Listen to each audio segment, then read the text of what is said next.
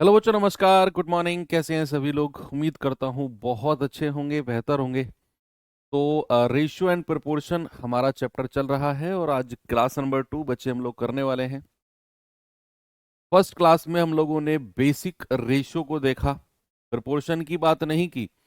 Proportion को हम अपनी एक अलग क्लास में पढ़ेंगे। हमने बेसिक रेशियो देखा और बेसिक रेशियो में दो रेशियो का कॉम्बिनेशन, तीन का कॉम्बिनेशन, उससे ज्यादा का कॉम्बिनेशन आप बड़े आराम से सीख चुके हो। के ऊपर क्वेश्चंस किए कुछ। उसके बाद हम लोगों ने, मैंने आपको फिर टाइप 2 कराने से पहले सम इंपोर्टेंट रेशियोज यानी कि 8-10 रेशियो मैंने आपको लिखवाए जो बड़े ही ज्यादा इंपॉर्टेंट आपके लिए हैं। और जिन लोगों ने कल की क्लास नहीं की, प्लीज आपसे रिक्वेस्ट है कल की क्लास करना, तभी आज की क्लास आप करें। क्योंकि आज की क्लास में मैं सीधा सवालों से शुरुआत करूंगा। जो कॉन्सेप्ट हम कल की क्लास में अंत में पढ़ चुके थे उसके ऊपर सवाल आज हम करना शुरू करते हैं। ठीक है, तो चलिए शुरू करते हैं इसी के साथ अपनी क्लास। टाइम भी बिल्कुल 9 बज चुके हैं एग्जैक्ट। और टाइप 2 का पहला क्वेश्चन आपके सामने ये रहा। देखिए बच्चे जरा, और बताइए मुझे इसका जवाब क्या होगा सभी लोग।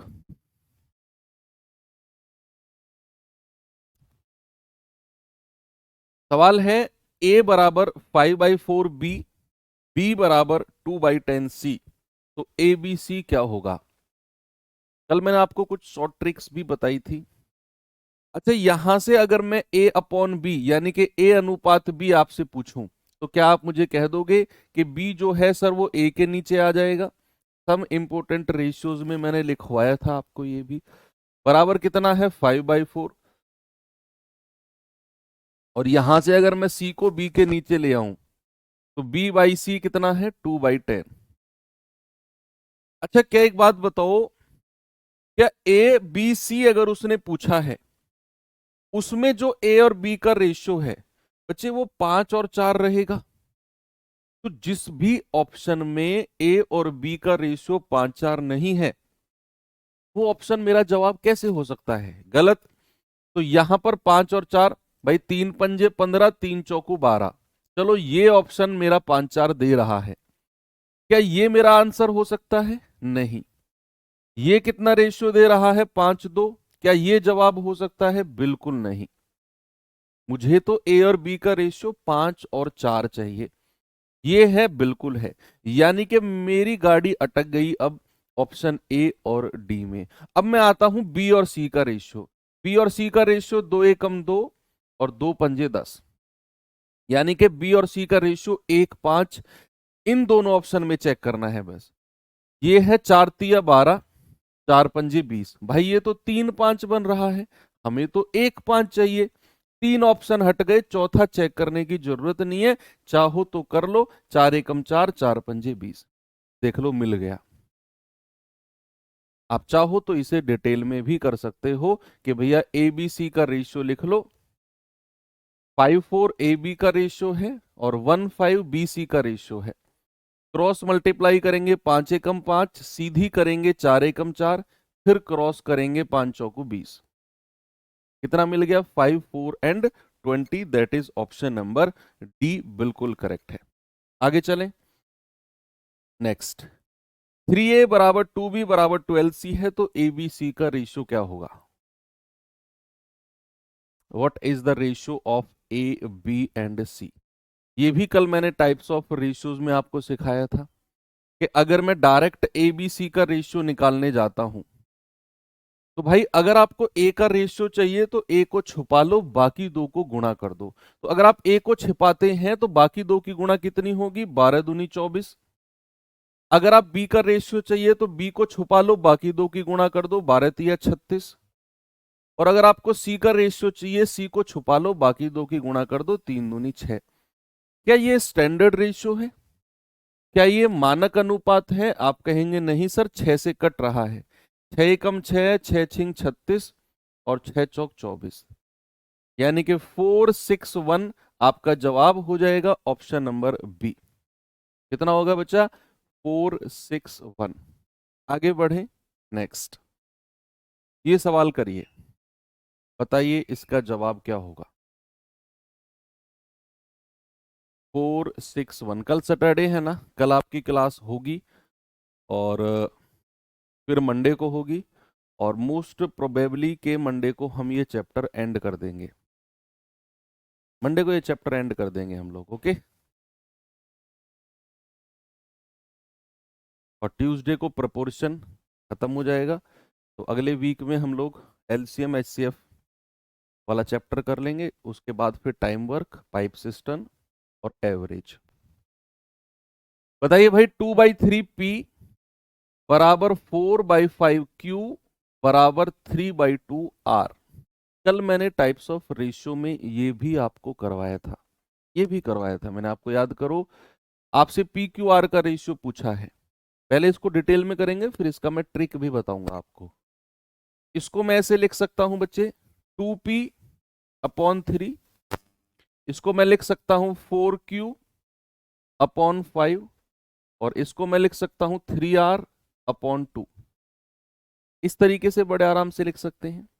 याद करो, कल मैंने आपको लिखवाया था कि अगर बीच में बराबर का साइन है और ये PQR इंडिपेंडेंट यानी कि स्वतंत्र है, तो जो इनके नीचे संख्या होती है वही रेशियो हो जाती है।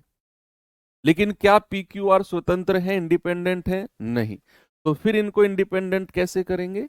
जो इनके साथ संख्या है उसे 3 के भी नीचे ले आओ, 3/2 बराबर Q/5/4 बराबर R/2/3। अब क्या PQR इंडिपेंडेंट हो गए? अब जो बच्चे PQR का रेशियो होगा वो इनके नीचे वाली संख्या हो जाएगी, यानी कि 3/2, 5/4 और 2/3 होगी कि नहीं? अब क्या करना है, ये भी कल मैंने सिखाया कि जो डिनोमिनेटर जो हर है उसका एलसीएम ले लो। आप कहेंगे सर 2, 4 और 3 का एलसीएम ले लो। एलसीएम ऑफ 2, 4 एंड 3, यानी कि वो संख्या जो तीनों से कटे वो आती है 12। भाई 2 छिक्के 12, 4 तिया 12, 3 चौके 12, वो नंबर चाहिए जो तीनों से कट जाए। और 12 की गुणा तीनों रेशियो में कर दो। यहां भी एलसीएम की गुणा इनके डिनोमिनेटर के एलसीएम की गुणा तीनों रेशियो में। जिन बच्चों ने कल की क्लास नहीं की होगी उनको लग रहा होगा ये क्या चल रहा है भाई, तो पहले आपको कल की क्लास करनी पड़ेगी, तब जाकर ये सीन क्लियर होगा। 3 चौकू 12, 4 दूनी 8, तो क्या रेशियो आ गया? 18, 15 और 8। Option number A. ये तो हो गया इसका डिटेल्ड मेथड। अब मैं आपको बताता हूं कि अगर इस तरह का क्वेश्चन आपके एग्जाम में, आपके मॉक टेस्ट में आपको देखने को मिलता है, तो उसे कम समय में और ट्रिक के साथ आप कैसे कर सकते हो। ये सब करने की आपको जरूरत नहीं है, इतना करने की जरूरत है ही नहीं आपको, नो नीड। तो फिर क्या करेंगे? फिर आपको इतना डिटेल में जाने की जरूरत नहीं, अगर एग्जाम में ये सवाल आ रहा है। अपना ट्रिक कैसे लगाएंगे? आप थोड़ी देर के लिए भूल जाओ आर नाम की भी कोई चीज है, थोड़ी देर के लिए भूल जाओ, भूल जाओ कि आर नाम की भी कोई चीज है। आप केवल पी और क्यू पे फोकस करो, केवल पी और क्यू पे। तो ये कितना है हमारे पास? 2/3 P बराबर 4/5 Q। तो क्रॉस मल्टीप्लाई करना जरा, 5 दूनी 10 P बराबर 4 तिया 12 Q। तो 2 छिक्के 12, 2 पंजे 10। अगर मैं यहां से P और Q का रेशियो आपसे पूछूंगा, तो P के सामने 6 होगा और Q के सामने 5 होगा। मैंने क्या किया बच्चे? मैंने केवल और केवल P और Q का रेशियो देखा, और मुझे पता है कि उसने अगर मुझसे PQR पूछा है तो जो उसमें P और Q का रेशियो होगा वो 6 और 5 ही होगा। जिस ऑप्शन में P और Q का रेशियो 6-5 नहीं है, वो ऑप्शन आपका जवाब नहीं हो सकता।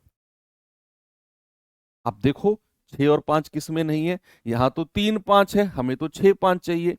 यहां 2, 4 है, हमें तो 6, 5 चाहिए। यहां 15, 8 है, हमें तो 6, 5 चाहिए। 3 ऑप्शन हट गए, चौथा अपने आप सही हो जाएगा। चौथा क्या हो जाएगा? अपने आप सही हो जाएगा। दैट्स ऑल, बन गई बात। 3 पंजे 15, 3 छंग 18, देख लो मिल गया 6, 5, है ना? तो इस तरीके से केवल पी और क्यू का रेशियो देखकर ही आपने 3 ऑप्शन हटा दिए। फिर आपको इतना डिटेल में जाने की जरूरत नहीं पड़ेगी अगर आप ऐसा करते हैं तो। ठीक, चलो आगे बढ़े। नेक्स्ट ये क्वेश्चन देखेंगे बच्चे जरा।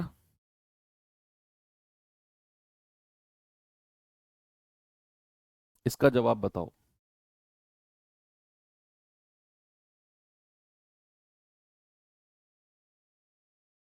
कह रहा है 3y बराबर a और 6a बराबर 3b, तो y अपॉन b क्या होगा? y अपॉन b की वैल्यू क्या होगी?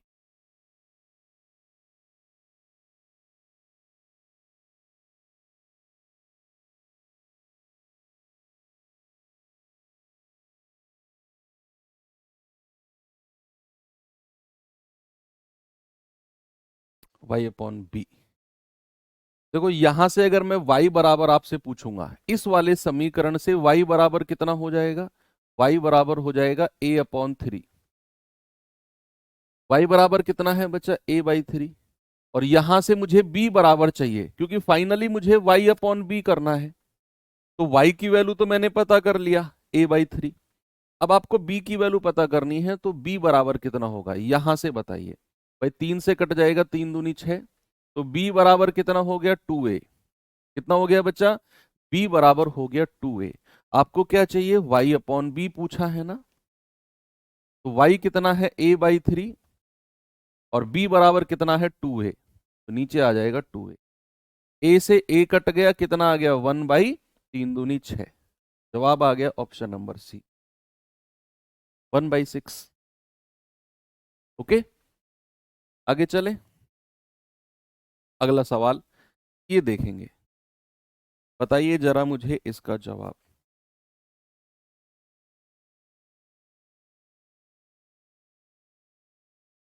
कह रहा है यदि P का 80% बराबर Q का 2/5 है, तो P रेशियो Q क्या होगा? सिंपल है। यदि P का 80% बराबर Q का 2/5 है, तो P रेशियो Q क्या होगा बताएंगे। भाई 80% का फ्रैक्शन आप जानते हैं, सब जानते हैं, 4/5 होता है। जो नहीं जानते हैं, आपका मैथ्स खतरे में है। सच्चाई से हटके, मतलब सच्चाई से वाकिफ हो जाओ, मजाक से हटके कह रहा हूं कि अगर आपको परसेंटेज चैप्टर पढ़े हमको लगभग 15 20 25 दिन हो गए, अगर अब भी आप ये सोच रहे हो कि 80 का 4/5 कैसे लिख दिया, तो फिर आपका मैथ्स खतरे में। सिलेक्शन के बारे में मुझे नहीं पता, मैं कमेंट नहीं करूंगा, लेकिन मैथ्स खतरे में है। बराबर क्यू का 2/5, क्यू का 2/5। और कल मैंने आपको बताया था कि नीचे वाली संख्या नीचे वाली से कट सकती है, और ऊपर वाली संख्या ऊपर वाली से कट सकती है। तो यहां पर क्या नीचे का 5 इस वाले 5 से कट जाएगा? कटेगा कि नहीं? बिल्कुल कटेगा सर। क्यू के साथ जो संख्या है 2 एकम 2, ये इससे कट जाएगा, 2 दूनी 4। तो बच्चे यहां से पी और क्यू का रेशियो क्या होगा? भाई पी के सामने 1, और क्यू के सामने क्या है? क्यू के सामने है 2। तो पी और क्यू का रेशियो कितना आ गया बच्चा? 1 और 2। यही हमको चाहिए था, यही चाहिए था हमको। ठीक है, चलो वेरी गुड। अब हम चलते हैं अपने टाइप नंबर 3 के पास। धीरे धीरे लेवल बढ़ाएंगे, बहुत धीरे धीरे। टाइप नंबर 3 में क्वेश्चन नंबर 10, जरा देखिए बच्चे क्या जवाब होगा इसका। अच्छे क्वेश्चन की शुरुआत अब हो चुकी। कह रहा है पी रेशियो क्यू 5:3 है, तो पी की पावर 4 माइनस क्यू की पावर 4 रेशियो पी की पावर 4 प्लस क्यू की पावर 4 क्या होगा? अगर उसने आपको P रेशियो Q दे दिया है, तो P की जगह 5 और Q की जगह 3 रख दो, और वहां पर रखकर मुझे बताइए जल्दी से क्या जवाब होगा।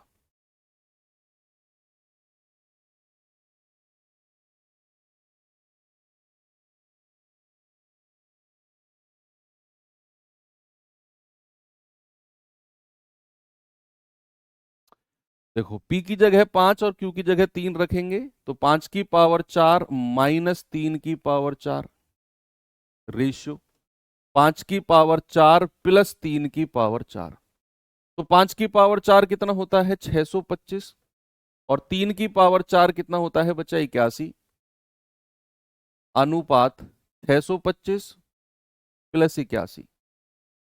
तो 5 में से 1 गया 4, 12 में से 8 गए 4, 544, 5 और 1 6, 8 2 10, 6 और 1 7। किससे कटेगा ये? 2 से कट जाएगा क्या? 272 रेशियो 353। तो 272 और 353, क्या ऑप्शन नंबर डी सही होगा? बिल्कुल सही होगा। 272 और 353, इस पे आ जाओ। इसे तो आप खुद से बताइए, ये तो कर सकते हैं आप। यदि a रेशियो b आपका 5 3 है तो a cube minus b cube ratio a cube plus b cube, what is the value? आप कहेंगे सर a की जगह 5 रख दो, b की जगह 3 रख दो।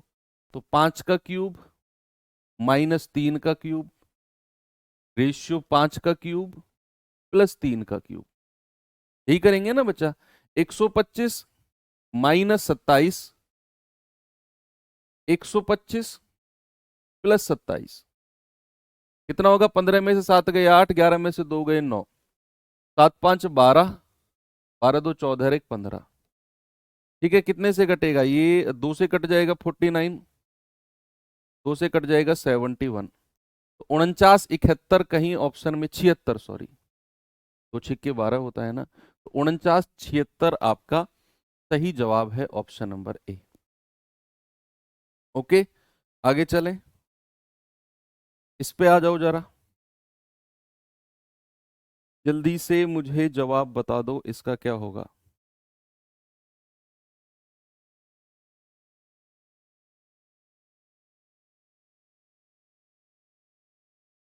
कह रहा है a/2 equal to b/3 equal to c/7।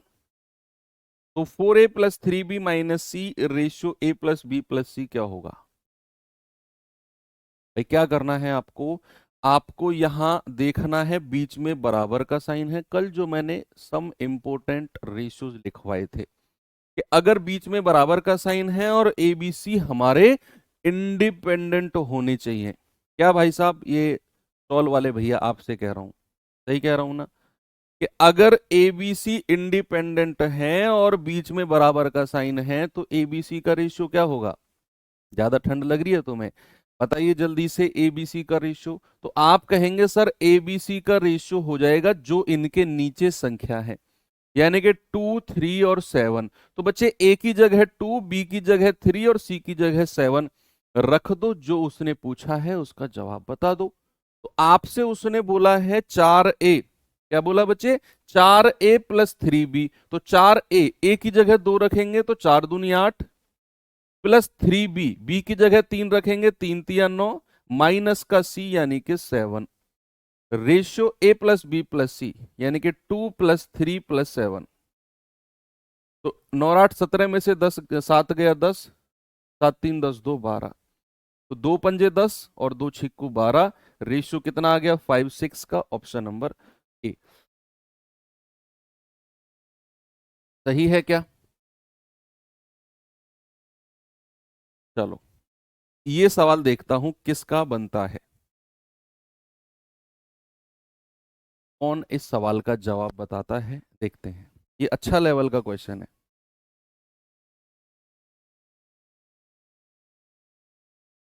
यदि ए बी का रेशियो 3 और √5 है तो 2a plus B ratio 3a minus 2b का मान क्या होगा?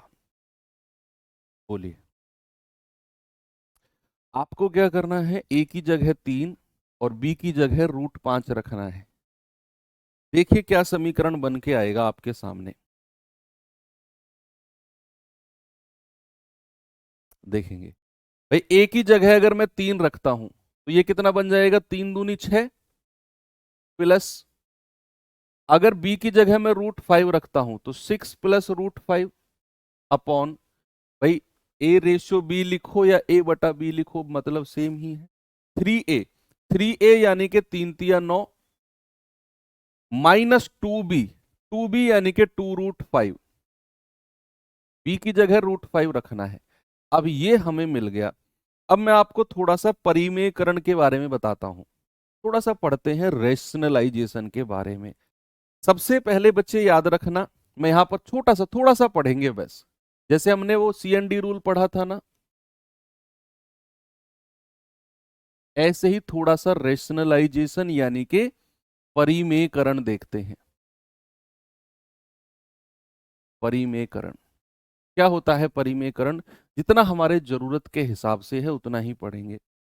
परिमेयकरण का मतलब होता है कि अगर कोई भी संख्या, सुनना बड़े गौर से, अगर कोई भी नंबर a अपॉन बी के फॉर्मेट में है, a अपॉन बी के फॉर्मेट में है, जहां पर b जो है वो हमारा रूट वाली संख्या हो, जहां पर b क्या है, b हमारा एक रूट वाली संख्या हो, तो याद रखना हम परिमेयकरण यूज करते हैं।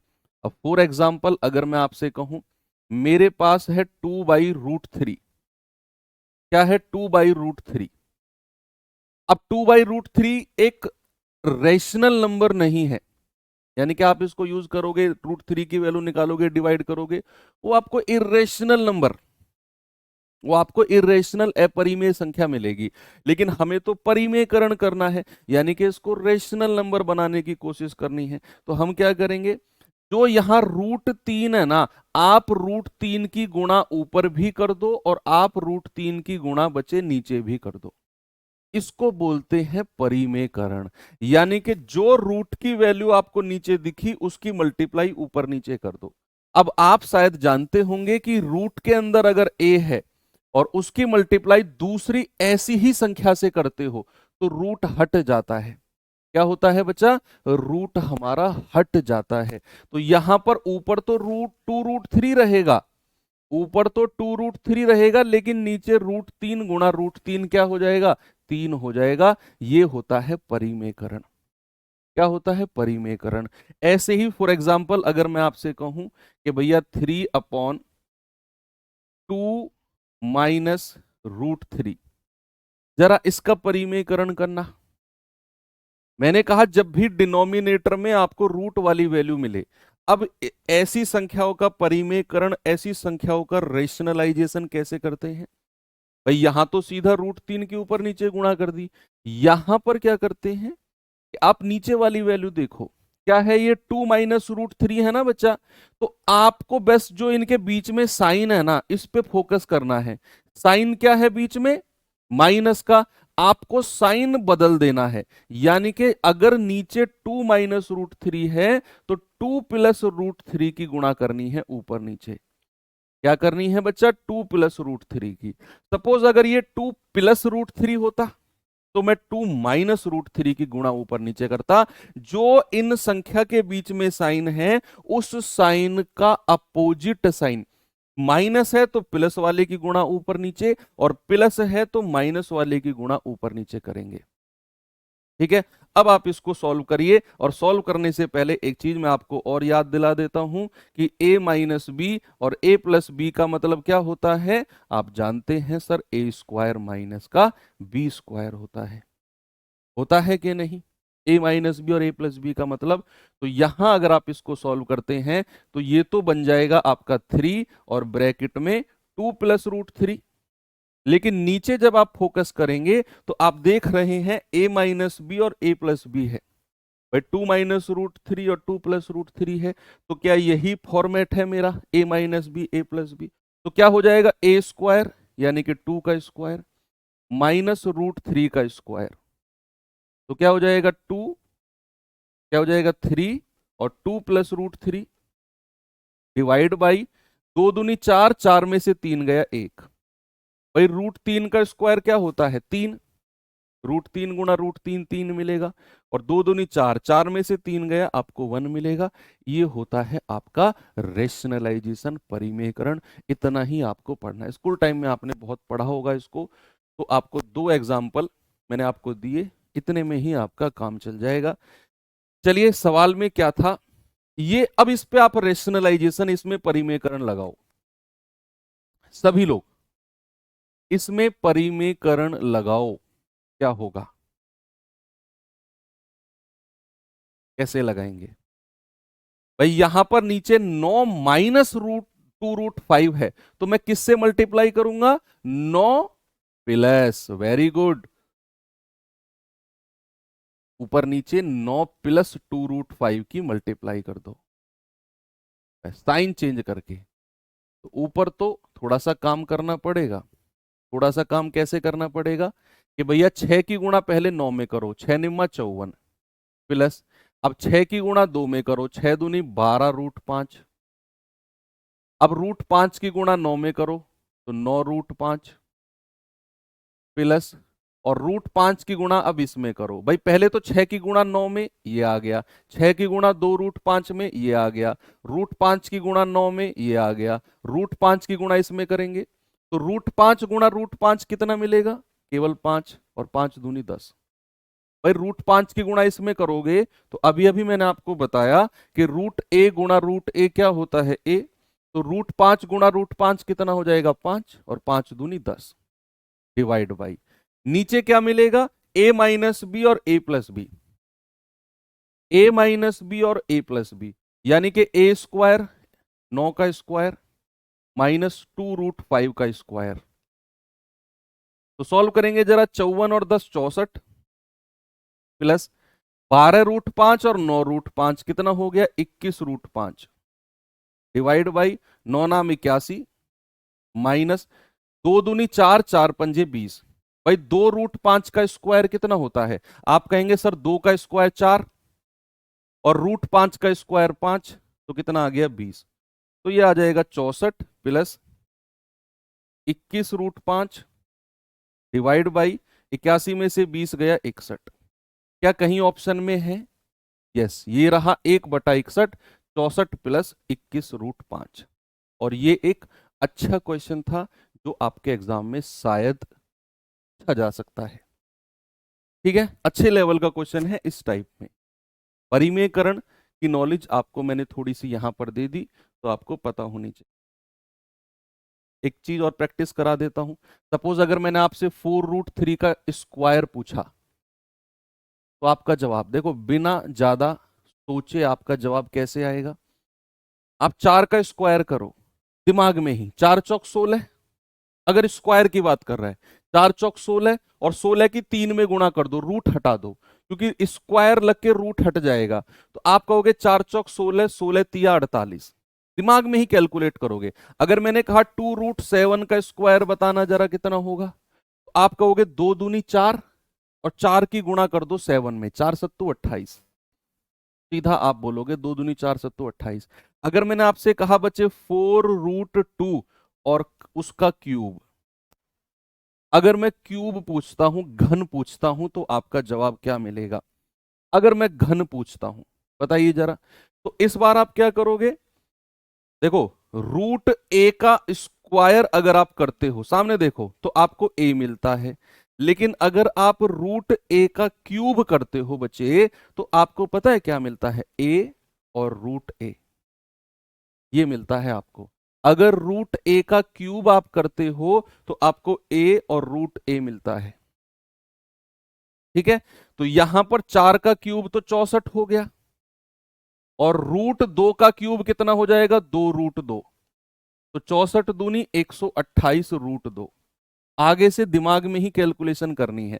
सपोज अगर मैंने आपसे कहा 5√3 का क्यूब, जरा बताना कितना होगा?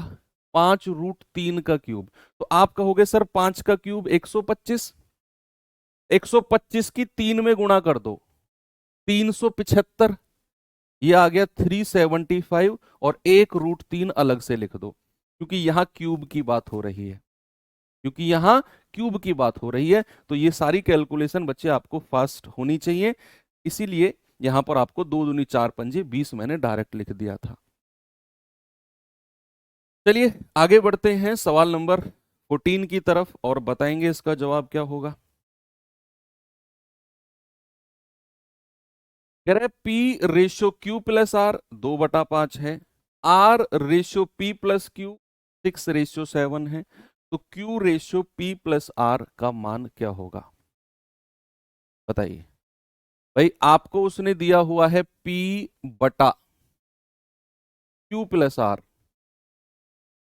बराबर 2:5 का रेशियो है। 2/5 और आपको दिया हुआ है R/P+Q कितना 6/7 और आपसे पूछ रहा है भैया Q/P+R बताओ। कैसे इस सवाल को टैकल करें, कैसे टैकल करें इस क्वेश्चन को? जरा मुझे एक बात बताओ, P, Q और R की टोटल वैल्यू अगर मैं यहां से आपसे पूछूं तो जरा आप मुझे बताना, रेशियो में ही बता दो। P की वैल्यू कितनी है 2 और Q+R की वैल्यू कितनी है 5। भाई P की वैल्यू कितनी है 2 और Q+R की वैल्यू कितनी है 5 और मैं आपसे पूछता हूं कि मुझे टोटल बताओ P+Q+R का, रेशियो में ही बता दो। आप कहोगे 5 और 2 7, 7 है सर, 7 है ना। और यहां से मैं PQR पूछता हूं तो R मेरे पास है, P+Q मेरे पास है। अगर मैं इन तीनों को जोड़ देता हूं तो मुझे मिलेगा 7 और 6 13। कितना मिलेगा यहां से 7 और 6 13। भाई ऊपर से तो मुझे टोटल मिला 5 2 7 और यहां से टोटल मिला 7 6 13। क्या ये टोटल वैल्यू कभी अलग हो सकती है? क्या PQR की एक ही क्वेश्चन में PQR की वैल्यू एक तरफ तो 7 दे रखी है और एक तरफ 13 दे रखी है? भाई ये तो हो ही नहीं सकता। आपको PQR की वैल्यू बराबर करनी पड़ेगी। सुनो समझो देखो कि PQR की वैल्यू यहां तो 7 है, 5 + 2 7 और PQR की वैल्यू यहां 7 और 6 13 है। ये अलग अलग हो ही नहीं सकती, इनको बराबर होना पड़ेगा। और इनको बराबर होना पड़ेगा, कैसे बराबर करेंगे कि इस 7 की गुणा 13 में कर दो और इस 13 की गुणा 7 में कर दो। तो 13 सत्ते 91, 13 सत्ते 91। ये PQR की वैल्यू क्या हो गई? PQR की वैल्यू बराबर हो गई। क्या हो गई बच्चे? बराबर हो गई। तो अगर 13 की गुणा यहां की है तो भैया 13 की गुणा ऊपर भी करनी पड़ेगी और नीचे भी करनी पड़ेगी। तो कितना आ गया? 26/65। अगर आपने 7 की गुणा यहां की है तो यहां भी करनी पड़ेगी और यहां भी करनी पड़ेगी। ये आ गया 42 और 49। सबसे पहले आपने क्या किया? सबसे पहले आपने PQR को जोड़ा 5 2 7, PQR को जोड़ा 7 6 13, दोनों को बराबर किया। 13 की गुणा यहां, 7 की यहां। 13 की यहां पे की है तो दोनों रेशियो में करनी पड़ी, 7 की यहां की है तो दोनों रेशियो में करनी पड़ी। अब आपको PQR का रेशियो मिल गया। सबसे पहले आपको क्या करना है? PQR का रेशियो अलग अलग बताना है। तो P का कितना है? 26। R का कितना है? 42। तो Q का कितना हो जाएगा? टोटल कितना है? 13 सत्ते 91। तो R कितना हो जाएगा? 91 माइनस 26 + 42, यानी कि 6 और 2 8 और 4 2 6। तो 11 में से 8 गया 3, 8 में से 6 गया 2। तो R कितना मिल गया? R मिल गया हमें 23। ये रेशियो सबसे पहले आपको चाहिए था। मैंने आपसे क्या बोला कि P के सामने 26 है तो P की वैल्यू, R के सामने 42 है तो R की वैल्यू। तो Q की वैल्यू कितनी हो जाएगी? या तो 49 में से 26 घटा दो। भाई P+Q कितना है? 49।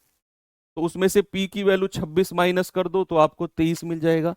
या फिर टोटल 91 है, उसमें से P और R 68 माइनस कर दो 23, तब आपको मिल जाएगा Q की वैल्यू।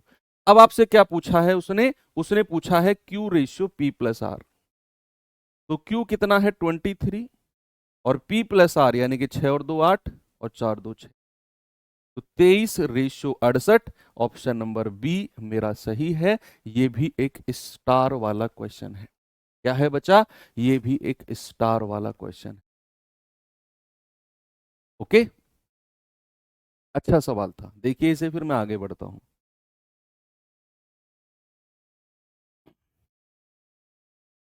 13 से 7 गुना इसलिए किया बच्चे, यहां पर PQR की वैल्यू टोटल 7 थी, यहां पर PQR की वैल्यू टोटल 13 थी। मुझे 7 और 13 को बराबर करना है, बराबर। और वो कैसे कर सकता हूं? जब इस 13 की गुणा ऊपर कर दो और इस 7 की गुणा नीचे कर दो तो ये भी 13 सत्ते 91 हो जाएगा और ये भी 13 सत्ते 91 है। ये बराबर करने के लिए मैंने बोला। ओके, और अगर यहां 13 की गुणा की तो 2 के साथ भी करनी पड़ेगी, 5 के साथ भी। यहां 7 की करी तो 6 के साथ भी करनी पड़ेगी, 7 के साथ भी। तो P कितना आ गया 26, R कितना आ गया 42। तो P और R की वैल्यू मैंने 26 और 42 लिख दी यहां से। अब मुझे Q चाहिए था, तो टोटल कितना है 91, उसमें से P और R यानी कि 26 और 42 68 माइनस कर देंगे तो R मिल जाएगा 23। अब जो उसने बोला है उसको मैंने यहां पर कैलकुलेट कर लिया, बस हो गया। चलें आगे। चलो ये सवाल देखिए जरा, क्या जवाब होगा इसका। कह रहा है 5m plus n ratio 5m minus n बराबर 5:2। तो m रेशियो n क्या होगा? What is the value of m ratio n? r नहीं, कहां पे?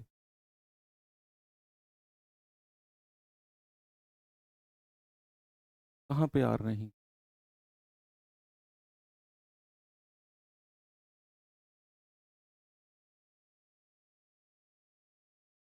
अरे हाँ यार, वो समझाओ ना, मतलब इतनी भी कॉमन सी बात नहीं समझ सकते हो तुम?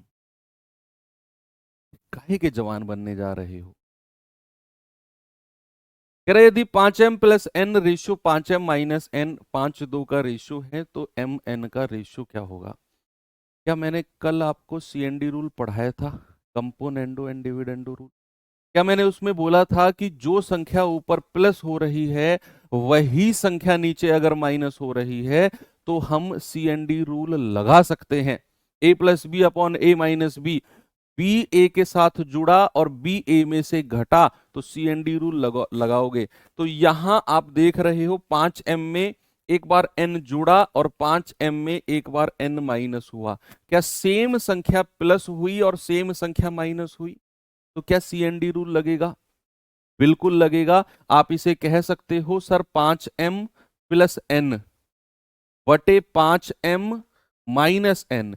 देखो जो संख्या ऊपर प्लस हुई वही संख्या नीचे माइनस हुई है, और आपको यहां किसकी वैल्यू पता कर सकते हो? 5m बटे n की वैल्यू। भाई a बटा b की ही वैल्यू पता करेंगे ना, तो a हमारा 5m है और b हमारा n है। तो इसकी वैल्यू क्या हो जाएगी? एक बार जोड़ दो, 5 और 2 7, और एक बार 5 में से 2 माइनस कर दो, यानी कि 7/3। और ये वाला 5 क्रॉस मल्टीप्लाई होके नीचे चला जाएगा, क्रॉस मल्टीप्लाई होके नीचे चला जाएगा, यानी कि 7 और 5 की मल्टीप्लाई 3 में करेंगे तो 15। तो कितना आ गया? ऑप्शन नंबर ए मेरा सही है। भाई अगर आपके पास ऐसे हो ना 2a/b बराबर 3/5 और हमें a/b चाहिए, तो ये दो क्रॉस मल्टीप्लाई होके नीचे चला जाता है, यानी कि 3/10। ऐसे मान लो अगर कहीं ऐसे हो a/3b बराबर 2/5, तो ये तीन क्रॉस मल्टीप्लाई होके ऊपर आ जाएगा, a/b कितना हो जाएगा? 6/5। ऐसे होता है, ठीक है। तो यहां पर जो 5 ऊपर था ये क्रॉस होके नीचे चला गया, 5×3 = 15।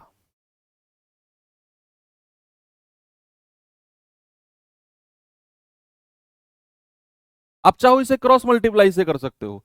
2 की मल्टीप्लाई पहले इधर करो पूरे में, 5 की मल्टीप्लाई इसमें करो पूरे में, m वालों को एक तरफ ले लो, n वालों को एक तरफ ले लो, फिर m n का रेशियो निकालो, वो बहुत लंबा हो जाएगा। ठीक है, आप सीधा इसमें सीएनडी रूल लगाओ, 2 स्टेप में सवाल खत्म है। बशर्ते आपको सीएनडी रूल की कंडीशन पता होनी चाहिए कि जो संख्या ऊपर प्लस हो रही है बच्चा, वही संख्या नीचे माइनस होनी चाहिए। अगर ऐसा नहीं है तो फिर आप सीएनडी रूल नहीं लगाओगे, फिर आपको क्रॉस मल्टीप्लाई करके ही सवाल का जवाब निकालना पड़ेगा। ठीक है, चलें आगे।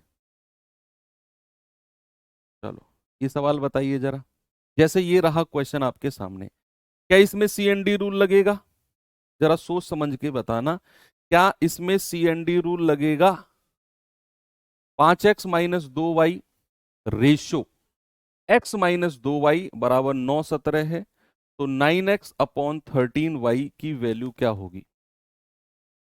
9x/13y। देखो हमें क्या दिया हुआ है? 5x-2y बटे x-2y, बराबर दिया हुआ है 9/17। क्या मैं यहां CND रूल लगा सकता हूं? इतना तो आप अपनी बुद्धि का यूज कर सकते हैं कि यहां पर CND रूल नहीं लगेगा सर। क्यों? क्योंकि यहां पर सेम संख्या ऊपर प्लस में नहीं है और वही संख्या नीचे माइनस में नहीं है। वो कंडीशन मेरी यहां पर नहीं है, तो मैं CND रूल नहीं लगाऊंगा। तो फिर क्या करेंगे? क्रॉस मल्टीप्लाई कर दो। 17 की गुणा 5 में करेंगे 17 पंजे 85x, माइनस 17 की गुणा 2 में करेंगे 17 दूनी 34y, बराबर 9 की गुणा x में करेंगे 9x, माइनस 9 की गुणा 2 में करेंगे 18y। अब क्या करो, y वालों को एक तरफ ले लो और x वालों को एक तरफ ले लो। y वालों को एक तरफ ले लो और x वालों को एक तरफ ले लो। तो अगर आप कहते हो कि सर ये प्लस का 9 है, ये इधर ले आओ, तो 85 में से घटेगा -9x, और ये माइनस का 34 उधर जाकर प्लस का 34 हो जाएगा। तो 34y प्लस का हो गया माइनस का 18y। तो भैया 85 में से 9 गया, ये आ गया 76x, और ये जाकर उधर घटेगा, 14 में से 8 गया 6, ये आ गया 16y। ठीक है भाई, 4 से जाएगा 4 चौक 16, 4 से जाएगा 19 बार। तो x रेशियो y कितना हो गया भाई? x के सामने 4 और y के सामने 19। क्या बात सही है? 4 और 19। लेकिन हमको क्या चाहिए था? हमको चाहिए था 9x/13y। तो x की जगह में क्या रखूंगा? x की जगह में 4 रखूंगा अपॉन 13, और y की जगह में क्या रखूंगा? 19 रखूंगा। तो कितना आ गया? 9 चौकू 36, 13 निम्मा 117, 13 एकम 13 और 11 24। तो 36/247, ऑप्शन नंबर ए मेरा करेक्ट है। 36/247। क्या सही है? अच्छा क्वेश्चन था ये भी। ओके, आगे बढ़े। चलो चलते हैं टाइप नंबर 4 की तरफ। और टाइप नंबर 4 में अब मैं आपको थोड़ी वर्ड प्रॉब्लम बताता हूं। अभी तक हमने केवल डायरेक्ट देखा कि भैया ये रेशियो दिया हुआ है, ये रेशियो दिया हुआ है, ये रेशियो बताओ। अब हम चलते हैं थोड़ा वर्ड प्रॉब्लम। वर्ड प्रॉब्लम यानी कि हमारे रेशियो को अगर वो लैंग्वेज में बनाकर दे दे, 4-5 लाइन का लैंग्वेज वाला क्वेश्चन दे दे, उसको कहते हैं वर्ड प्रॉब्लम। अगर वर्ड प्रॉब्लम में दे दे तो भैया कैसे हम लोग सवाल को करेंगे? टाइप 4 से हम शुरू करते हैं। जैसे हमारे सामने ये रहा, चीजें वही रहेंगी जो हमने अभी पढ़ी। अभी जो हमने 2-3 टाइप पढ़े, इनमें चीजें बिल्कुल डायरेक्ट पॉइंट टू पॉइंट बात कर रहा था कि भाई फला फला का रेशियो है, ये का रेशियो है, ये बताओ। यहां पर आपको पूछेगा वही, लेकिन थोड़ा सा घुमाकर पूछेगा। ऐसे 4-5 लाइन का क्वेश्चन बनाकर फिर पूछेगा। बात वही है, करना वही है जो आपने अभी 2-3 टाइप में किया है। आप पढ़ो एक बार। कह रहा है 3 संख्याओं का योगफल 98 है। ओके, यदि पहली संख्या और दूसरी संख्या का अनुपात 2-3 है, 3 में से पहली और दूसरी का, कह रहा है दूसरी का और तीसरी का रेशियो 5-8 है, तो तीसरी संख्या क्या होगी बताओ। बात वही है ना, लेकिन उसने सवाल में पूछ लिया इसको। तो आप कहेंगे सर तीनों संख्याओं को कुछ मान लो। आप कहो सर ABC मान लो, वेरी गुड। अब सवाल कहता है पहली और दूसरी का रेशियो 2-3 है। पहली और दूसरी का रेशियो कितना है? 2-3। तो ए और बी का रेशियो कितना हो गया? 2-3 हो गया। ए और बी का रेशियो कितना है? 2-3। अब कह रहा है दूसरी और तीसरी का रेशियो 5-8 है। दूसरी और तीसरी का, तो नीचे वाली लाइन में लिखो, यहां लिखो 5, यहां लिखो 8। और अब यहां पर आपको एबीसी का रेशियो सबसे पहले फाइंड आउट करना है। कैसे करेंगे भैया? पहले तो क्रॉस मल्टीप्लाई करो, 5 दूनी 10, फिर सीधी मल्टीप्लाई करो, 5 तिया 15, और फिर क्रॉस में मल्टीप्लाई करो, 8 तिया 24। तो 10, 15 और 24, 10, 15 और 24, तो आपको मिल गया तीनों संख्याओं का रेशियो। याद करो, कल मैंने आपको बताया था कि किसी भी रेशियो को अगर आप ओरिजिनल नंबर में बदलना चाहते हो, किसी भी रेशियो को अगर आप ओरिजिनल नंबर में बदलना चाहते हो तो आपको उसे आर से रिप्लेस करना होगा। 10R, 15R और 24R। और यानी कि आर हमारा वो नंबर है जिसको मैं रेशियो से मल्टीप्लाई करके ओरिजिनल संख्या में बदलता हूं। तो अब मैं अगर इन तीनों को जोड़ता हूं, 24 और 15 39, 39 और 10 49, 49 आर की वैल्यू किसके बराबर दी हुई है, योगफल 98। तो आर कितना होगा, आर हो जाएगा 49 दूनी 98। आर की वैल्यू हो गई 2। कह रहा है तीसरी संख्या, अरे हमें तो 24 आर चाहिए, यानी कि 24 गुणा 2, तो कितना हो जाएगा 48। कितना हो जाएगा बच्चे, 48 हो जाएगा। ऑप्शन नंबर ए मेरा बिल्कुल करेक्ट है। 48 बिल्कुल सही जवाब हो जाएगा। क्या सभी का आ गया? चलो अगले सवाल पे चलते हैं, जरा इसका जवाब बताओ। कह रहा है तीन संख्याओं में से पहली और दूसरी का अनुपात 8:9 है, दूसरी और तीसरी का रेशियो 3:4 है। यदि पहली और तीसरी का गुणनफल 2400 है तो दूसरी संख्या क्या होगी?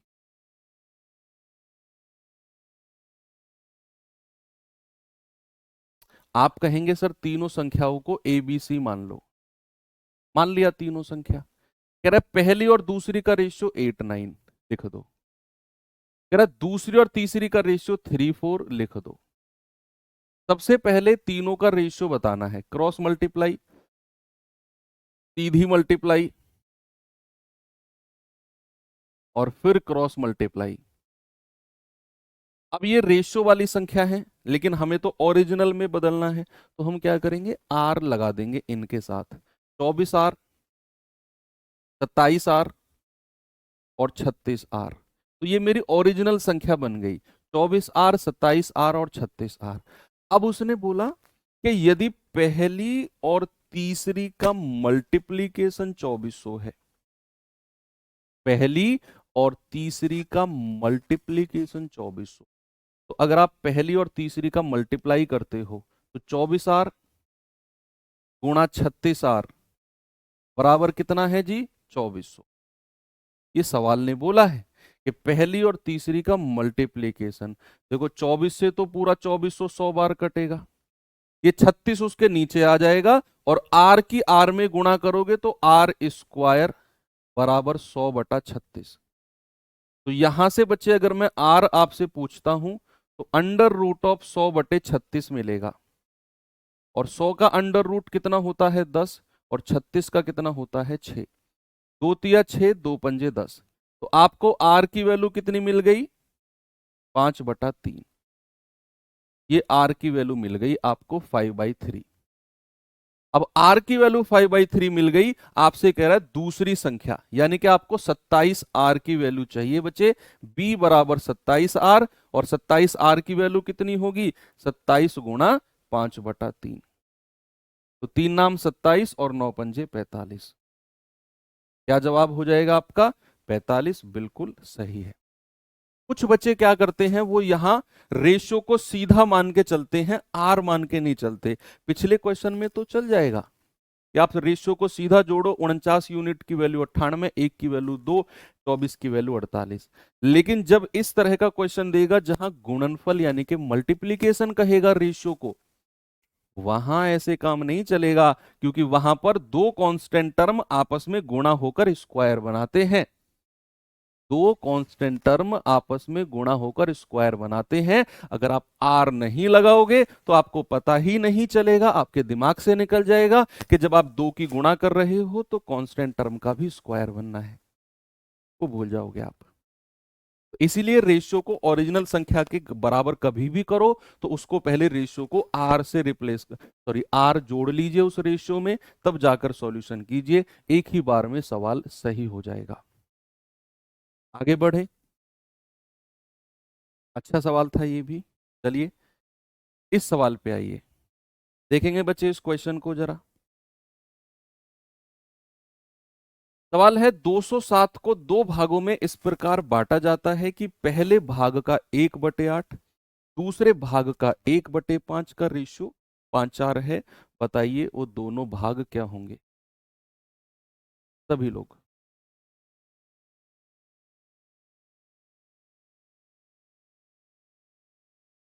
रेशियो को कट कर सकते हैं? हाँ, कर सकते हो। 3 × 8 = 24, 3 × 9 = 27, 3 से 12 कर सकते हो, कोई प्रॉब्लम नहीं है। कर लीजिए, कर सकते हो। कह रहा है कि 207 को दो भागों में इस प्रकार बांटा गया कि पहले भाग का 1/8, दूसरे का 1/5 का रेशियो 5:4 है।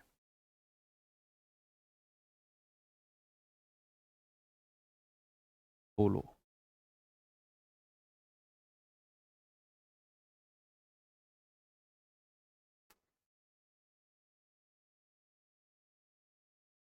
भाई, दो भागों में 207 को बांटोगे, आप कहो सर ए और बी में बांट दो, ए और बी में, ठीक है, इन दोनों का योग 207 के बराबर ही है। कह रहा है पहले भाग का 1/8, 1/8 ए,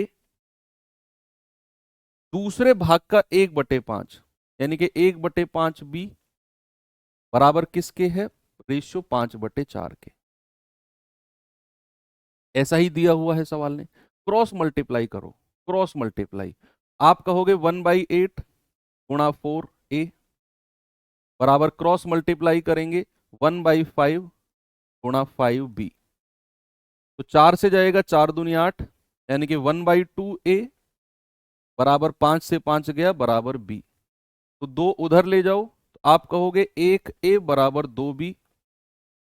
तो यहां से a और b का रेशियो कितना आ गया भाई? a के सामने 2 और b के सामने 1, a और b का रेशियो कितना आ गया? 2:1। अब जैसे ही ए और बी का रेशियो 2:1 आया, तो ऑप्शन में देख लो 2:1 के रेशियो में कौन से ऑप्शन है? 2:1 के रेशियो में, यानी कि बी का डबल होना चाहिए ए, दूसरे वाले का डबल पहले वाला होना चाहिए। आपको 207 को बांटने की जरूरत ही नहीं है। आप ये देखो, दूसरे वाले का डबल होना चाहिए पहले वाला। क्या 69 का डबल 138 है? बिल्कुल है। क्या 24 का डबल 183 है? ना। क्या 99 का डबल 108 है? बिल्कुल ना। क्या 70 का डबल 137 है? ना। तीन ऑप्शन कट गए, ए अपने आप सही हो जाएगा। आपको इस 207 को भैया 2:1 के रेशियो में बांटने की जरूरत ही नहीं है। आपने जैसे ही रेशियो देखा ए और बी का 2:1, तीन ऑप्शन अपने आप कट गए, पहले वाला दूसरे का डबल होना चाहिए। हमें तो ऑप्शन से मतलब है, आप चाहो तो आप कर लो। 2 और 1 3 यूनिट की वैल्यू 207, एक की वैल्यू 3×6 = 18, 3×9 = 27, तो 2 की वैल्यू 138 और एक की वैल्यू 69, ये देख लो, तब भी आप कर सकते हो।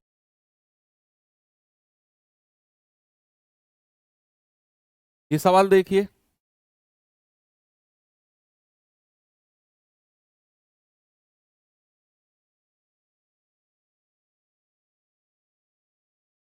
कह रहा है 3300 को पी क्यू आर के बीच इस प्रकार बांटा गया कि पी का 4 गुना, क्यू का 7 गुना, आर का 2 गुना है, बराबर है। कह रहा है ए आर का हिस्सा बताइए क्या होगा?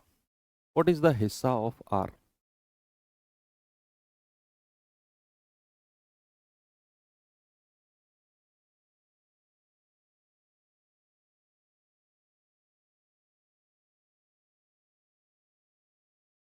कैसी बातें करते हो तुम? एक बच्चा बहुत देर से कमेंट कर रहा है कि क्या ये रिकॉर्डेड क्लास है, क्या ये रिकॉर्डेड क्लास है, क्या ये रिकॉर्डेड क्लास है? भाई, थोड़ी सी बुद्धि का प्रयोग करो। ज्यादा ठंड पड़ रही है, मैं समझ रहा हूँ कि थोड़ा सा काम कम कर रही होगी। अगर ये रिकॉर्डेड क्लास होती तो आपके सवाल का जवाब मिल पाता? नहीं मिलता। और अगर ये लाइव क्लास है तो तुम्हें कमेंट करने की जरूरत ही नहीं है फिर। दोनों केस में तुम गलत कमेंट कर रहे हो, आउट ऑफ ट्रैक चल रहे हो। ट्रैक पे रहो। इतनी ठंड में अगर तुम पढ़ाई को समय दे रहे हो तो प्रॉपर पढ़ाई को दो। फिर बाद में तुम ही लोग कहते हो कि हम मैंने तो पूरा पढ़ाई की थी, जी जान लगाकर पढ़ाई की थी, पता नहीं फिर क्यों कम नंबर रह गए। इसीलिए रह गए क्योंकि तुमने समय तो दिया, पढ़ाई तो की, लेकिन वास्तव में पढ़ाई नहीं की। तुम्हारे जितना ही समय देकर तुम्हारे बराबर वाला, तुम्हारा पड़ोसी तुमसे आगे निकल जाएगा। इसीलिए मैं कहता हूँ जब भी पढ़ रहे हो तो कमेंट कम से कम करो। अगर क्वेश्चन से रिलेटेड कोई कमेंट है तो ही करो, जो सवाल चल रहा है। सवाल से अलग अगर आपका कोई कमेंट है, बाहर का कोई कमेंट है, ये क्यों नहीं हो रहा, वो क्यों नहीं हो रहा, मेरा ये नहीं चल रहा, वो नहीं अपनी वो पीडीएफ नहीं डली, वो फलानी क्लास क्यों नहीं हुई, उस क्लास में कैसे होगा, ये वैकेंसी क्यों नहीं आई, मेरी हाइट इतनी नहीं है, अंकित सर से बोलो ये वीडियो बना दे। ऐसे कमेंटों पे ध्यान दोगे तो शायद एक तो आपको पता है कि मैं आपका जवाब नहीं दूं। आप इतने दिन में समझ चुके होंगे कि ये मास्टर एक्स्ट्रा कमेंट के जवाब देता ही नहीं है, आप कुछ भी बोल लो इसे। और जब आपको पता है कि ये मास्टर फालतू कमेंट के जवाब देगा ही नहीं, तो फिर इसके सामने क्यों करो फालतू के कमेंट, मत करो ना, किसी और के सामने करो जो आपका जवाब दे ऐसे कमेंटों के, है ना। तो कह रहा है पी का 4 गुना, यानी कि 4p। क्या करें बच्चा, पी का 4 गुना ई का हो गया। देखो कोड भी गुस्सा हो गया, एक्स्ट्रा बात करते हैं हम लोग जैसे। कह रहा है 4p बराबर 7q बराबर 2r, ऐसा सवाल ने बोला। तो सबसे पहले पी क्यू आर का रेशियो बताइए। सबसे पहले क्या करो बच्चे, पी क्यू आर का रेशियो बताओ। क्या बता सकते हो पी क्यू आर का रेशियो मुझे? पी का रेशियो बताना है, छुपा लो बाकी दो को गुणा कर दो। क्यू का रेशियो बताना है, छुपा लो बाकी दो को गुणा कर दो। और आर का रेशियो, आर को छुपा लो, 7 चौको 28। क्या ये स्टैंडर्ड रेशियो है? 2 से कट जाएगा सर अभी, 2 चौको 8 और 2 से जाएगा 14 बार। अब ये स्टैंडर्ड रेशियो बन गया। कह रहा भैया 3300 रुपए है टोटल, तो हम कहेंगे 14 4 18, 18 7 25, तो 25 यूनिट की वैल्यू 3300। 1 यूनिट की वैल्यू आएगी 25 एकम 25, 5 3 8, 25 तिया 75, 25 दूनी 50। तो भैया आर का हिस्सा, तो 14 गुणा 132, 14 दूनी 28, 14 तिया 42, 2 44, 14 एकम 14 4 18। तो कितना आ गया, 1848। बिल्कुल सही जवाब है, 1848 मेरा बिल्कुल करेक्ट जवाब हो जाएगा। ठीक है, यहां पर आपका टाइप खत्म होता है। अब हम चलते हैं टाइप नंबर 5 की तरफ, और आज का लास्ट टाइप है, आसान टाइप है। क्या है इसमें? इसमें है कंपैरिजन ऑफ रेशियो, अनुपात की तुलना। क्या है? इंग्लिश वाले बच्चे लिखेंगे कंपैरिजन ऑफ रेशियो, और हिंदी वाले बच्चे लिखेंगे अनुपात की तुलना। कि कौन सा रेशियो बड़ा है, कौन सा रेशियो छोटा है, असेंडिंग ऑर्डर, डिसेंडिंग ऑर्डर, बढ़ता क्रम, घटता क्रम, है ना। देखो असेंडिंग ऑर्डर क्या होता है, पहले तो ये बताओ। असेंडिंग ऑर्डर, असेंडिंग का मतलब होता है चढ़ाना, यानी कि नीचे से ऊपर की तरफ, जिसको हम क्या कहते हैं, आरोही क्रम। आरोही क्रम, और आरोही क्रम का मतलब होता है बढ़ता हुआ क्रम, बढ़ता हुआ क्रम। और दूसरा होता है बच्चे डिसेंडिंग ऑर्डर। क्या होता है दूसरा? Descending order. डिसेंडिंग ऑर्डर, सवाल ऐसे ही लिख के आएगा कि arrange in ascending and descending order, यानी कि इसको बोलेंगे हिंदी में अवरोही। अवरोही, अवरोही आप जानते हैं घटता हुआ क्रम होता है। क्या होता है बच्चे? घटता हुआ क्रम। आपको कुछ रेशियो दे देगा, आपसे कहेगा बताइए सबसे छोटा रेशियो, बताइए सबसे बड़ा रेशियो, आपसे कहेगा बताइए बढ़ता हुआ क्रम, आपसे कहेगा लगाइए इनको घटते हुए क्रम में। 4 क्वेश्चन पूछेगा, सबसे छोटा, सबसे बड़ा, बढ़ता हुआ क्रम और घटता हुआ क्रम, ये 4 आपसे पूछेगा। तो असेंडिंग यानी कि बढ़ता हुआ क्रम, डिसेंडिंग यानी कि घटता हुआ क्रम। अब बहुत सारे तरीके बच्चों के पास होते हैं, लगभग 3 4 तरीके होते हैं, और अलग अलग तरीकों से बच्चे इनको सीखते हैं। मैं आपको एक तरीका बताऊंगा, आपको अगर वो ठीक लगे तो उसको फॉलो करना, उसके अलावा अगर आपको कोई और आता है आप उसे अप्लाई कर लेना, लेकिन अगर आपको कोई भी नहीं आता तो जो मैं बताऊं उसे ही सीखना है फिर आपने। ओके, चलिए। जैसे मैं आपको पहले एक स्पेशल केस बताता हूं, वो स्पेशल केस पढ़ के फिर आपको जनरल केस बताऊंगा। स्पेशल केस क्या है बच्चे? कि कोई रेशियो हमको दिया हुआ है, जैसे सपोज अगर मैंने आपसे बोला कि a ratio b ratio d, c, b ratio c नहीं, मैं कहूंगा सी रेशियो डी, मैं कहूंगा एक्स अपॉन वाई, और मैं कहूंगा पी अपॉन क्यू। ये 4 रेशियो दिए हुए हैं। एक यूनिवर्सल मैं आपको चीज, वो सॉरी स्पेशल केस बता रहा हूं, आपको सपोज 3-4 रेशियो दिए हुए हैं और इनमें कंडीशन, तो कंडीशन लगा के देगा। अगर वो कंडीशन नहीं होगी तो मैं आपको एक यूनिवर्सल केस बताने वाला हूं। पहले ये कंडीशन है, मैंने बोला ना स्पेशल केस है ये, स्पेशल केस। तो क्या है स्पेशल केस? कि अगर कुछ रेशियो दिए हुए हैं और इनके न्यूमरेटर और डिनोमिनेटर, यानी कि इनके अंश और हर, ऊपर वाले को क्या कहते हैं? अंश, नीचे वाले को हर, इंग्लिश में न्यूमरेटर और डिनोमिनेटर। तो अगर इनके अंश और हर का डिफरेंस सब में बराबर है, जो डिफरेंस यहां है वही डिफरेंस यहां है, वही सेम डिफरेंस यहां है, वही सेम डिफरेंस यहां है। ये डी का मतलब है कि न्यूमरेटर और डिनोमिनेटर का अंतर वो सब में इक्वल है, चाहे वो 1 1 1 1 हो, चाहे 2 2 2 2 हो, चाहे 3 3 3 3 हो। अगर डिफरेंस सब में बराबर है, डिफरेंस का मतलब है बड़े में से छोटा घटाना, वो कितना भी हो सकता है, लेकिन अगर बराबर है तो भैया ऐसे स्पेशल केस में आपका जिस भी फ्रैक्शन का अंश बड़ा होगा, जिस फ्रैक्शन का या जिस भिन्न का, इंग्लिश वाले बच्चे फ्रैक्शन लिख लेंगे, जिस भिन्न का, भिन्न यानी कि ए बटा बी को भिन्न कहते हैं, सी बटा डी को भिन्न कहते हैं, जिस भिन्न का अंश यानी कि न्यूमरेटर बड़ा होगा, जिस भिन्न का अंश बड़ा होगा वो भिन्न सबसे बड़ा होगा, वो फ्रैक्शन लार्जेस्ट होगा, वो भिन्न क्या होगा? सबसे बड़ा होगा। ये है, ये स्पेशल केस है। अब इस स्पेशल केस के ऊपर मैं क्वेश्चन करा देता हूं। सपोज मैंने आपसे बोला 3/4, 7/8, 1/2, 19/20, 12/13। अब मैंने आपसे कहा कि आपको 4-5 क्वेश्चन के जवाब बताने हैं मुझे। सबसे पहला क्वेश्चन, दूसरा क्वेश्चन, तीसरा क्वेश्चन, 4 क्वेश्चन मैं आपसे पूछूंगा और चारों के चारों के जवाब आपसे आपसे ही मुझे चाहिए। क्या देखिए, क्या ये स्पेशल केस को फॉलो कर रहे हैं? क्या ये जो फ्रैक्शन आपको दिए हुए हैं या ये मेरे स्पेशल केस को फॉलो कर रहे हैं क्या? 3 और 4 का डिफरेंस 1, 7 8 का डिफरेंस 1, 1 2 का डिफरेंस 1, 19 20 का डिफरेंस 1, 12 13 का डिफरेंस 1, सबका डिफरेंस 1 1 1 1 1 है, बराबर है। तो मैं आपसे पूछता हूं सबसे बड़ा fraction, largest, largest, smallest, smallest कौन सा होगा? आपको इनको असेंडिंग ऑर्डर में लगाना है, बढ़ते हुए क्रम में, बढ़ते हुए क्रम में,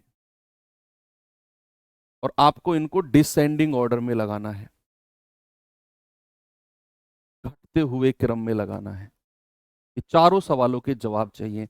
अगर आपने देखा कि भैया स्पेशल केस है, सबका डिफरेंस बराबर है, तो लार्जेस्ट फ्रैक्शन वही होगा जिसका न्यूमरेटर, जिसका अंश सबसे बड़ा होगा। तो अंश सबसे बड़ा किसका है भैया? देख लो, 19 वाला सबसे बड़ा है, तो लार्जेस्ट फ्रैक्शन 19/20। सबसे छोटा कौन सा होगा? जिसका अंश, जिसका न्यूमरेटर सबसे छोटा होगा, सबसे छोटा यानी कि 1/2। स्मॉलेस्ट कितना आ गया? 1/2। और अगर आपसे कहेगा असेंडिंग ऑर्डर में लगाओ, असेंडिंग ऑर्डर का मतलब है बढ़ता हुआ क्रम, यानी कि सबसे छोटा, फिर उससे बड़ा, फिर उससे बड़ा, फिर उससे बड़ा, फिर सबसे बड़ा। ये होता है बढ़ता हुआ क्रम। असेंडिंग यानी कि आरोही क्रम का मतलब है सबसे छोटा, फिर उससे बड़ा, फिर उससे बड़ा, फिर उससे बड़ा। तो असेंडिंग यानी कि आरोही में सबसे छोटा सबसे पहले आएगा, यानी कि 1/2। उसके बाद आएगा 1 से अगला है 3, यानी कि 3/4। उससे अगला है 7, यानी कि 7/8। उससे अगला है आपका 12, यानी कि 12/13। और उससे अगला है फिर 19, यानी कि 19/20। ये असेंडिंग ऑर्डर में लग गए क्या? यस। डिसेंडिंग ऑर्डर का मतलब है अवरोही, यानी कि घटता हुआ क्रम, सबसे बड़ा, उससे छोटा, उससे छोटा, उससे छोटा, सबसे छोटा। यानी कि डिसेंडिंग ऑर्डर अवरोही क्रम में सबसे बड़ा सबसे पहले लिखा जाता है।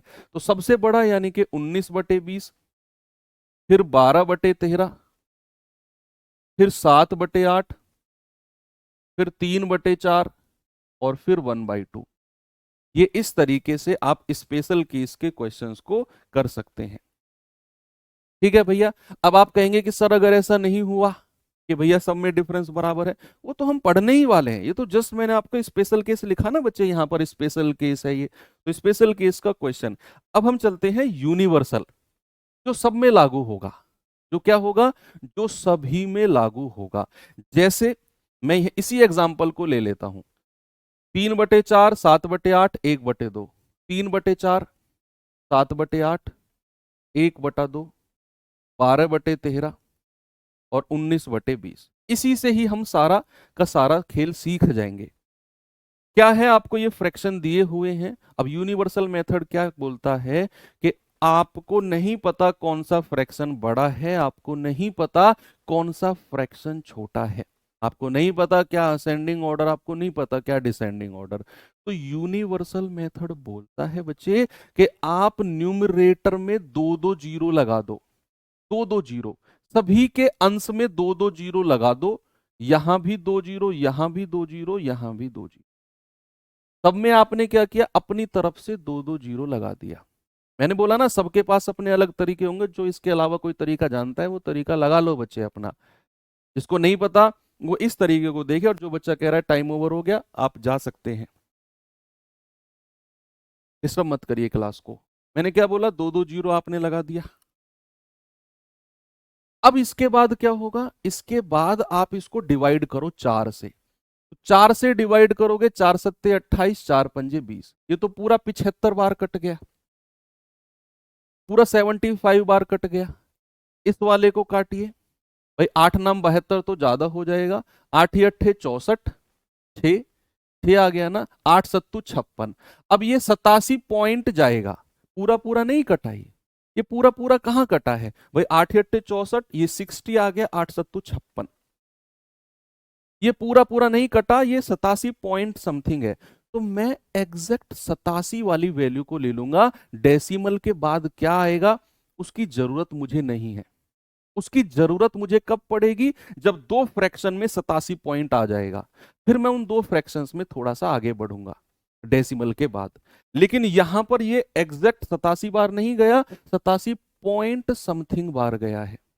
तो आप इसको 87 ही रहने दो, आप इसको 87 ही रहने दो। अब 2 से काटो, 2 से काटोगे ये आ जाएगा 50, 13 से काटोगे 13×9 117, 3, 13×1 13, ये 91 पॉइंट समथिंग जाएगा। आप इसे 91 91 ही रहने दो। फिर आप कहोगे 0 से 0 गया, 2 से जाएगा 2×9 = 18, 2×5 = 10, 95 एग्जैक्ट कट गया। आपने डेसिमल के बाद कितनी बार गया वो काउंट नहीं किया, जितनी बार ये पूरा पूरा गया है उतना देख लिया। अब आप इसको अरेंज कर लो, जो वैल्यू सबसे छोटी आई है वो फ्रैक्शन सबसे छोटा हो जाएगा। भाई जैसे सबसे छोटी वैल्यू ये आई 50, तो ये हमारा सबसे छोटा स्मॉलेस्ट हो गया। सबसे बड़ी वैल्यू कहां से मिली है, 91 नहीं 95, ये हमारा लार्जेस्ट हो गया। हमने पीछे भी तो ऐसे ही निकाला, 19/20 लार्जेस्ट है, 1/2 स्मॉलेस्ट है। बाकी असेंडिंग डिसेंडिंग लगा सकते हो। ये जो तरीका है दो दो जीरो लगाकर करने वाला, ये किसी भी फ्रैक्शन में यूज कर सकते हो, कोई कंडीशन नहीं है। सब में दो दो जीरो लगाओ देखो, सब में दो दो जीरो लगाओ देखो, बिल्कुल सही बार आपको मिल जाएगा। हाँ 13×2 = 26, ठीक है ना, 92 टाइम्स, कोई कोई दिक्कत नहीं है। चलिए अब मैं सवाल दिखाता हूं आपको, जरा ये क्वेश्चन देखेंगे बच्चे एक बार।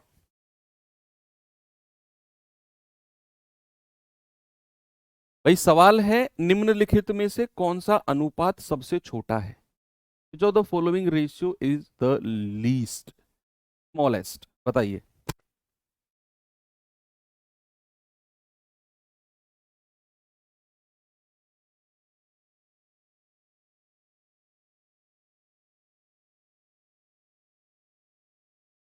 बताएंगे बच्चे जरा।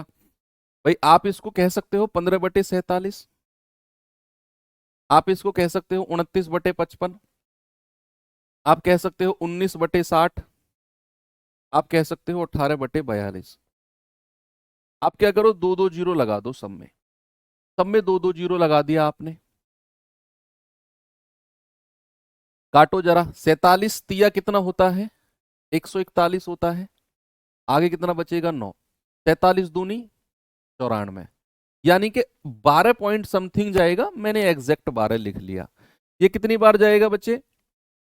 5 से जाएगा 11 बार, 5 पूरे 25, 5 अट्ठे 40, 0, 11 पंजे 55, 3, 11 दूनी 22। ये 52 पॉइंट समथिंग जाएगा, मैंने एग्जैक्ट 52 लिख लिया। ये 0 से 0 गया, 6 तिया 18, 1, 6 एकम 6, 31 पॉइंट समथिंग जाएगा, मैंने 31 लिख लिया। ये जाएगा 6 सत्तू 42, 6 तिया 18, 300 बार, 7 चौको 28, 2, 7 दूनी 14। ये 42 पॉइंट समथिंग जाएगा, मैंने एग्जैक्ट 42 लिख लिया। अब उसने क्या पूछा है, कौन सा अनुपात सबसे छोटा है? तो बच्चा आप देख लो, जो वैल्यू सबसे छोटी आ रही है उसका रेशियो भी सबसे छोटा होगा। तो भैया 15/47 हमारा लीस्ट यानी कि सबसे छोटा हो जाएगा। अगर सबसे बड़ा कहेगा तो भैया लार्जेस्ट हमारा ये हो जाएगा।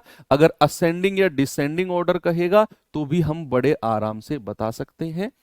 असेंडिंग ऑर्डर कहेगा यानी कि बढ़ता हुआ क्रम, आरोही क्रम, तो सबसे छोटा ये, फिर दूसरे नंबर पे ये, फिर तीसरे पे ये, फिर चौथे पे ये।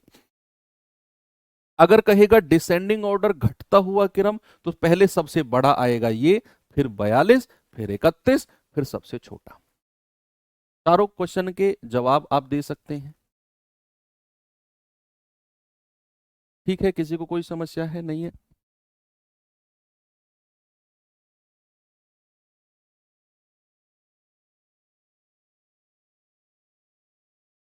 1960 12 नहीं होगा, गलत कर दिया क्या कुछ? देख लेना बच्चे एक बार, सॉरी, देख लो भाई, मुझे थोड़ा सा हो सकता है चीजें यहाँ कुछ बदली हैं। हाँ हाँ हाँ, 47 तिया 141 होता है ना। हाँ, 47 तिया एक तो 141, 9, 47 दूनी लगभग 31 पॉइंट समथिंग जाएगा। तो ये भी 31 पॉइंट समथिंग जा रहा है ना। तो फिर आपको इन दोनों में देखना पड़ेगा, सॉरी, फिर आपको इन दोनों में देखना पड़ेगा, वो 1 लिख लिया ना मैंने। तो फिर आपको इन दोनों में देखना पड़ेगा, 15/47 और 19/60 में। तो 15/47 और 19/60। या तो आप ऐसा करो कि इसी के डेसिमल को थोड़ा सा आगे बढ़ा लो, या तो ऐसा करो कि इसी के डेसिमल को थोड़ा सा आगे बढ़ा लो। और जब दो रेशियो की बात करेगा, क्या करेगा बच्चे? जब दो रेशियो की बात करेगा तो आपको, अगर दो रेशियो में आप आके अटक गए कि भैया ये भी 31 पॉइंट समथिंग है और ये भी 31 पॉइंट समथिंग है, तो दो रेशियो में फिर 0 0 लगा के डेसिमल को आगे मत बढ़ाओ। आप फिर क्या करो, आप यहां क्रॉस मल्टीप्लाई करके देख लो, दो रेशियो में क्रॉस मल्टीप्लाई करके देख लो। 15 छिक्के 90, 900, और इसकी मल्टीप्लाई इसमें कर लो, कितना आएगा? 19 सत्ते 133, 13, 19 चौक 76, 76 और 13 कितना होता है? 6 और 3 9, 7 और 1 8, 893। दो रेशियो की अगर बात हो रही है तो दो रेशियो को आप क्रॉस मल्टीप्लाई कर सकते हो, 15 छिक्के 90 और 47 गुणा 19, 893। तो इन दोनों में कम वैल्यू कौन सी है? 893, यानी कि ये फ्रैक्शन हमारा इन दोनों में छोटा हो जाएगा। इन दोनों में क्या हो जाएगा? छोटा हो जाएगा। तो जीत हो जाएगी 1960 की। सॉरी, मैं क्षमा चाहता हूं कि वो थोड़ा सा 31 की जगह 12 हमने गलती से लिख दिया था। तो हमारा ये हो जाएगा लीस्ट, क्योंकि दोनों 31 31 पे आके अटक गए। भाई अगर इनमें डिफरेंस होता तो मैं बता देता कौन सा छोटा कौन सा बड़ा। तो ये भी लगभग 31 बार गया, ये भी लगभग 31 बार गया। तो फिर दो फ्रैक्शन को अलग से लिख के क्रॉस मल्टीप्लाई कर लो, ये 900 और ये 893। इन दोनों में ये छोटी वैल्यू है तो ये छोटा होगा, और हमें छोटा वाला ही चाहिए। मान लो बड़ा वाला पूछता तो भैया फिर ये बड़ा होता, 15/47।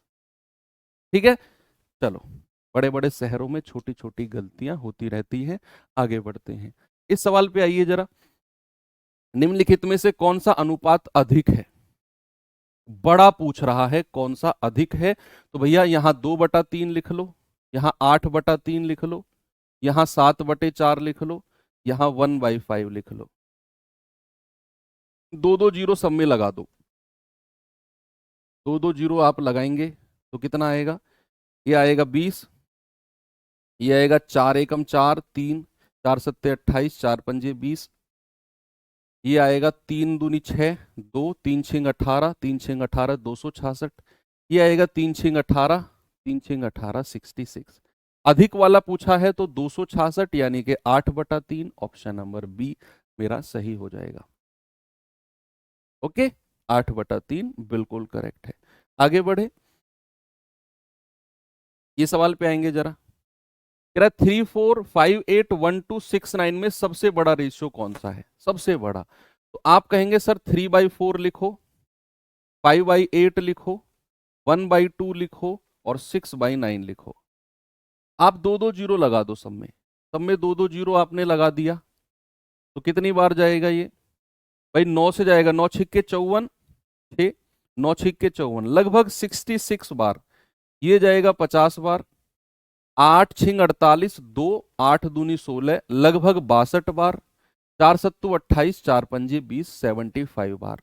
तो कह रहा है कौन सा अनुपात बड़ा होगा, तो इनमें सबसे बड़ा तो 75 ही है, यानी कि 3/4 हमारा सबसे बड़ा हो जाएगा। क्या हो जाएगा? 3/4 सबसे बड़ा, 6/9 नहीं 3/4। ठीक है बच्चा, 6/9 का तो 66 आ रहा है, 3/4 का आ रहा है 75। ओके, आगे चले। चलो एक सवाल और दिखाता हूं मैं आपको, जरा इस क्वेश्चन को देखेंगे आप लोग और बताएंगे मुझे इसका जवाब। अनुपात 12-13, 7-8, 9-10 और 5-6। करेक्ट, कौन सा 0.9 से बड़ा है और 0.95 से छोटा है? यानी कि 0.9 से तो बड़ा होना चाहिए, 0.9 और 0.95 के बीच में होना चाहिए। इनके बीच में कौन सा फ्रैक्शन है इनमें से? देख लो क्या होगा। तो आप दो दो जीरो लगा दो, पहले फ्रैक्शन लिख लो 12/13, यहां लिख लो 7/8, यहां लिख लो 9/10, यहां लिख लो 5/6। और क्या करो, न्यूमरेटर में दो दो जीरो लगा दो। दो दो जीरो इसलिए लगाते हैं क्योंकि हमें डेसिमल से बच जाए, हम थोड़ा सा डेसिमल में ना जाएं। दो जीरो लगाने का ऐसा कोई हार्ड एंड फास्ट रूल नहीं है कि एक क्यों नहीं लगाई, दो क्यों लगाई, तीन क्यों नहीं लगाई। दो जीरो एक स्टैंडर्ड वैल्यू है, जिसे मल्टीप्लाई हम किसी संख्या में कर दे तो थोड़ी सी एक बड़ी सी संख्या मिल जाती है, बस इतना ही है। तो दो जीरो यहां लगा, दो जीरो का मतलब है 100 से गुणा करना, ये है बेसिकली। दो जीरो का मतलब है किसी भी फ्रैक्शन को 100 से गुणा करना। और अगर आपने इन चारों फ्रैक्शन को 100 से गुणा किया है तो 0.9 को भी 100 से गुणा करना पड़ेगा और 0.95 को भी 100 से गुणा करना पड़ेगा। क्योंकि आप जब इन फ्रैक्शन को 100 से गुणा कर रहे हो तो आपको जो वैल्यू मिलेंगी ना, वो 0.9 और 0.95 के बीच में नहीं मिलेंगी, वो 100 से गुणा करने पर, क्योंकि आपने सबको 100 से गुणा किया, तो वो वैल्यू आपको 90 और 95 के बीच में मिलेंगी। भाई 100 से गुणा करने पर ये 90 आएगा, ये 95। तो जो वैल्यू 90 और 95 के बीच में है वो आपका आंसर है, वो आपका जवाब है। तो बताना जरा, 13 निम्मा 117, 3 और 13 दूनी 26, तो यही मिल गई हमें तो 90-95 के बीच में। भाई हमें तो यही मिल गई 12/13 92, और हमें तो इन दोनों के बीच में चाहिए था। तो क्या मैं कह सकता हूं ऑप्शन डी सही हो जाएगा?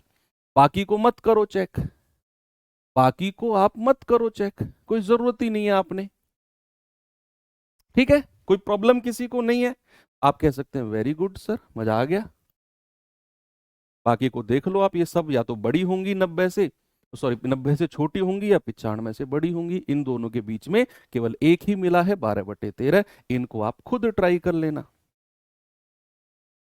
इसे आप खुद करेंगे।